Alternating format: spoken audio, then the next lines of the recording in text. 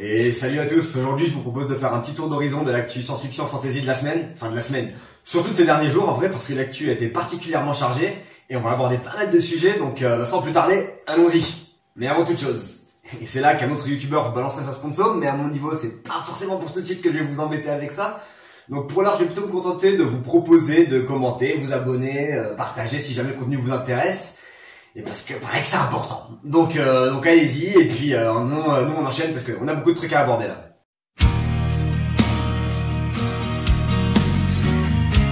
Bon, les formalités étant faites, passons aux choses sérieuses et attaquons directement avec le trailer de House of the Dragon qui est sorti il y a quelques jours donc. Et que dire sans vous spoiler la danse Parce que oui, du coup j'ai lu Fire and Blood, le bouquin dont c'est plus ou moins adapté. C'est Fire and Blood, c'est un bouquin écrit par George Martin du coup qui couvre plus ou moins l'intégralité du règne du Targaryen sur Westeros et qui aborde du coup la danse des dragons, The Dance of the Dragons, qui va être l'événement central au cœur de cette série. Donc oui, je pourrais vous parler un petit peu de tous les personnages, de ce qu'on va avoir, mais je vais plutôt me contenter juste de saluer juste la production d'HBO qu'on peut voir dans le trailer, qui est super beau, très sombre, qui est bien, parce qu'en effet la colorimétrie n'était pas forcément la même dans les images qu'on avait pu voir précédemment. Donc espérons peut-être que les talonnages sont un peu réglés, parce que là c'est vrai que ça avait l'air terne, mais malgré le côté terne, on est bien au-delà de beaucoup de séries qu'on a pu voir en fantasy ces dernières années. Et sinon, le teaser était accompagné d'une douzaine de portraits, de posters de personnages. Donc bon, encore une fois, là, je préfère ne rien dire pour le moment et vous laisser découvrir par vous-même en temps voulu tous les Daemon, les Rhaenys, les Alicent, les King Viserys, Kristen Cole, Mysaria, voilà, tous les autres, quoi, tous ceux qu'on a pu voir sur les posters, Queen Rhaenys, The Queen Who Never Was, Corlys Velaryon, tout simplement, tiens, le seul qui a gagné l'accent français, la prononciation, mais bref, du coup, ouais, non, pour l'instant, on va pas trop aller plus loin, et on enchaîne sur la suite, mais gros morceau et vivement. Et enchaînons sur Doctor Who du coup, parce que du coup on a une grosse annonce hier, juste avant d'en parler. Pour ceux qui ne savent pas, Russell T Davies, qui était le showrunner de Doctor Who sur toutes les eras de Christopher Eccleston et David Tennant, le 9e et 10e Docteur, revient en charge de la série. Alors personnellement j'ai un petit faible supplémentaire pour la période Moffat, je trouve que la période de Matt Smith et Peter Capaldi sur 11 et 12 est absolument magnifique, mais après bon, je suis absolument confiant en Russell T Davies pour reprendre les rênes, injecter du sang neuf dans Doctor Who. Et en parlant de 109, du coup voilà, on a eu l'annonce hier du 14e Docteur qui sera incarné par Ncuti Gatwa, que je ne connaissais pas, je n'ai pas regardé Sex Education, dans la série dans laquelle il s'est fait connaître en jouant le rôle d'Eric, apparemment, mais je suis allé voir quelques extraits et c'est indéniable qui pète de charisme et d'énergie le mec, donc encore une fois, là, je suis tout à fait confiant, très hâte de voir ce que Russell T Davies va nous proposer et comment il va nous réactualiser toute la franchise Doctor Who.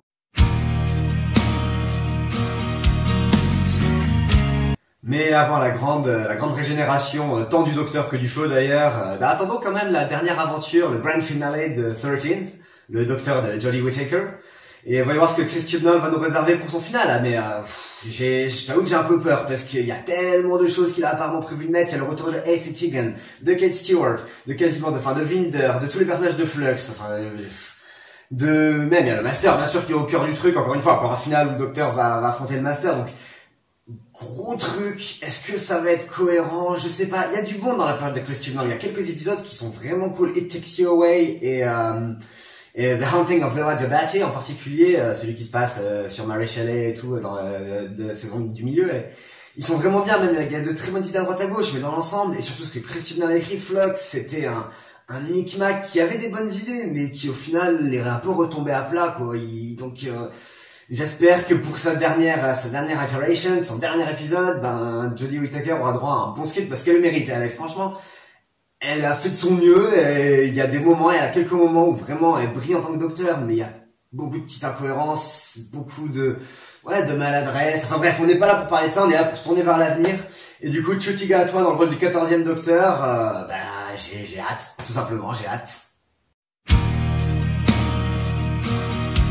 Ah, et tant qu'on parle de voyage dans le temps, de Steven Moffat et tout ça, on peut mentionner là, dans quelques jours, l'arrivée sur HBO d'une mini-série écrite par Steven Moffat, qui du coup était en charge de Doctor Who sur Matt Smith et Peter Capaldi, qui s'appelle The Time Traveler's Wife, qui est adapté d'un bouquin du même nom que je n'ai pas lu.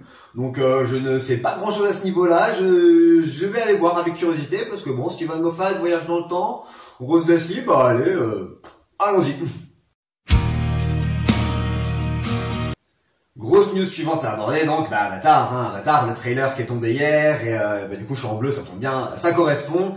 Et beau trailer, il y a ma foi rien à dire, c'est... Enfin rien à dire, si, il y a des choses à dire, mais visuellement, ça promet du grand spectacle. Ça va être un film à voir en salle, ça c'est sûr. Savoir ce que le scénario va donner, il y a des bonnes idées, cette idée de base que c'était les êtres humains qui attaquaient, enfin qui étaient les aliens, les envahisseurs sur notre planète, et tout ce script très pocahontasien qui était efficace, sans plus, qui était pas le plus inventif, le plus unique au monde, mais qui était efficace, mais j'espère que là, en fait, ma grande espérance, au-delà des visuels, parce que les visuels, on sait que ça va être beau, ça va être magnifique, ça va être splendide, mais j'espère que tonton Cameron, que tonton James, il s'est un petit peu gavé au scénario et qu'il est parti un petit peu plus loin. Et c'est possible apparemment, parce que le film va être très focus, va sous l'eau, va grandement se passer sous l'eau, pour une grande partie de son intrigue, donc voilà, parce que bon, on sait très bien qu'il aime les fonds marins, tonton James, et du coup, voilà, il replonge dans les fonds marins avec ses navires, et voir ce qu'il vient de faire de ses personnages. Il y a un petit délire aussi qui m'a intrigué en voyant la bande-annonce, c'est j'ai l'impression qu'il a un fils humain, que dans leur famille, ils ont un de leurs enfants qui est humain, ou alors peut-être que c'est un humain qu'ils ont adopté, ce qui serait très possible d'ailleurs, maintenant que j'y pense, à mon avis c'est plus ça que biologiquement qu'il ait eu un enfant humain. Je me dis peut-être qu'un délire comme quoi ces gènes seraient humains auraient ressurgi et qu'ils auraient donné un enfant mi-humain, mi-navi, peut-être que c'est ça d'ailleurs aussi, on verra, mais...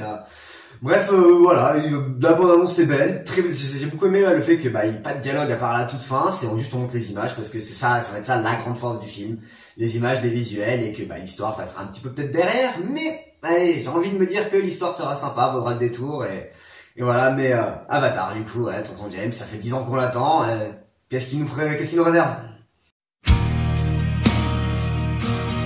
Et puis on va faire un petit détour par The Rings of Power, la série Seigneur des Anneaux d'Amazon, parce qu'il y a 2-3 petits trucs qu'on peut dire sur le sujet. Alors ce qui est rigolo, c'est que juste là, alors que je suis en train de tourner, il y a Nerd of the Ring, qui est une chaîne, une super chaîne YouTube sur l'univers de Tolkien, qui vaut vraiment le détour si vous voulez fouiller un petit peu plus toute la création phénoménale de Tolkien, qui vient de poster une vidéo qui s'appelle, je regarde, juste... Oui, ouais. Amazon invited me to the Rings of Power set, and il a fait un petit tour, le gars a fait un petit tour apparemment, il a rencontré les showrunners, il a fait une Q&A avec les showrunners. Je vais aller voir ça juste après, parce qu'il y aura plein de nouvelles en plus, je pense, à balancer, et je vais peut-être la regarder avant de finir le tournage, mais j'ai quand même envie de finir le tournage de la vidéo d'abord, mais je pense que ça va être intéressant, très intéressant à regarder. Mais sinon, on a eu quelques petites nouvelles récemment, des trucs qui ont un peu fuité, de certains trucs des petits teases aussi, balancés, à moitié officiellement fuités, j'ai l'impression. Donc, qu'est-ce qu'on a? On a la confirmation qu'apparemment il y aura un personnage orc qui aura des lignes de dialogue, un personnage orc central.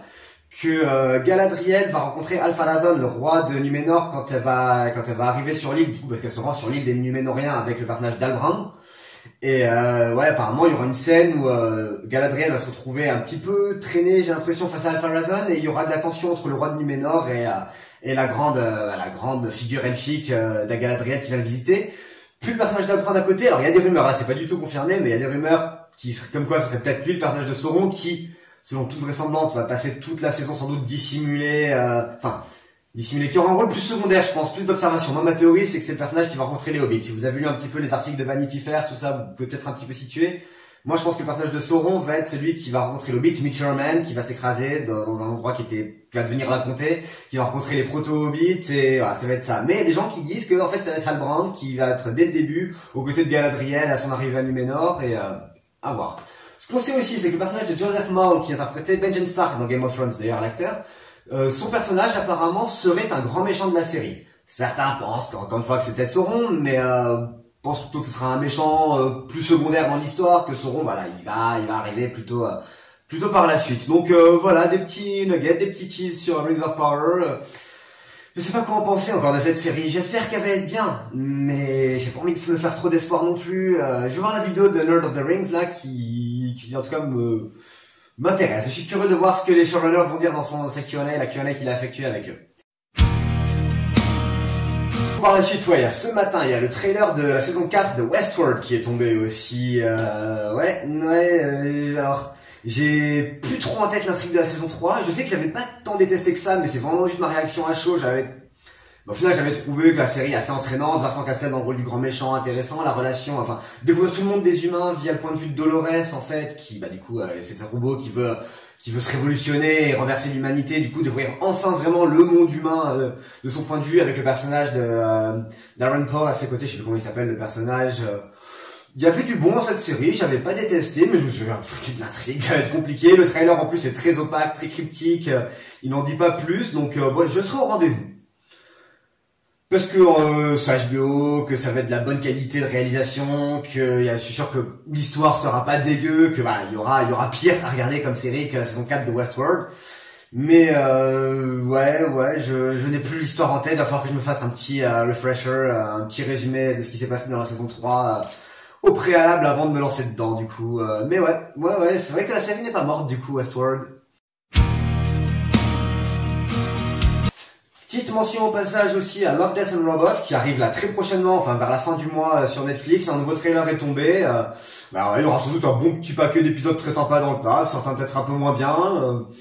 Ça fait plaisir, une bonne série d'anthologie de science-fiction. Hein. Moi, quand on m'en propose une, je dis pas non, que je dis ça. J'ai toujours pas vu Star Wars Visions, qui est une série d'anthologie qui se passe dans l'univers de Star Wars en animé. J'ai toujours pas vu, peut-être qu'il faudra que j'avoue un de ces jours, mais tout comme Raised by Wolves que je n'ai toujours pas fini. Mais voilà, là on a, qui n'est pas une anthologie, Raised by Wolves, mais juste parler de série que je n'ai pas fini. Mais là, du coup, on a Love, Death and Robots qui revient. Franchement, très très curieux ça aussi, bonne nouvelle. On peut aussi parler de The Essex Serpent.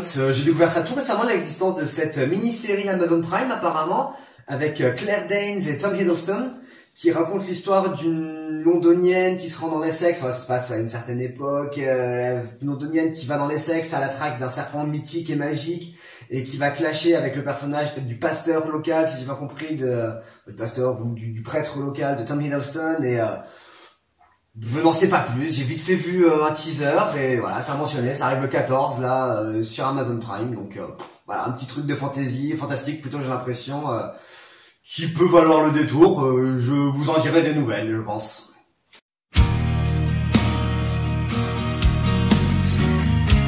Puis en vrac, on peut mentionner enfin pour presque terminer, le retour de beaucoup de grands cadors du genre qui vont revenir là bientôt.